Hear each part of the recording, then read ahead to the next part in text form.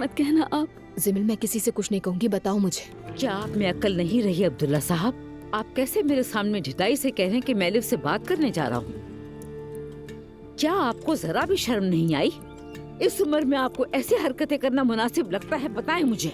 ऐसे जिद मत करो तुम मरियम। बिल्कुल नहीं, मैं आपसे जिद नहीं कर रही। क्यों नहीं समझ रही मेरी बात? उस औरत को मैं आपकी जिंदगी में कभी नहीं आने दूंगी, समझ गए ना? फिर नहीं कहूंगी। अम्मी क्या हो गया? आप ठीक तो है ना? रोहान घर छोड़कर चला गया। क्या? घर छोड़ दिया उसने? जब आप बीमार हुए तो वापस अपने घर चले गए, इसीलिए अब आपकी किसी बात पर यकीन नहीं है मुझे। अगर तुम्हें लगता है कि तुम खुद से कई साल बड़ी एक औरत के साथ आशिकों की तरह घूम सकते हो तो कोई एतराज नहीं मुझे। शर्मिंदगी तुम्हें ही उठानी पड़ेगी। आई एम बोर्ड, समझे नहीं?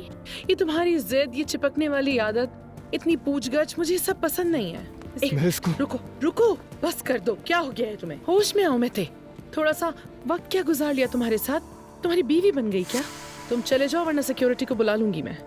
और एक बात याद रखना, दोबारा फोन मत करना मुझे बहुत अरसे तक अंधेरे में रखा गया था। मैं कभी नहीं चाहूंगी कि कोई और औरत भी उससे गुजरे। आखिर उस औरत की क्या गलती है? घर में रहकर 2 बच्चे भी पाल रही है और उसका धोखा भी सह रही है।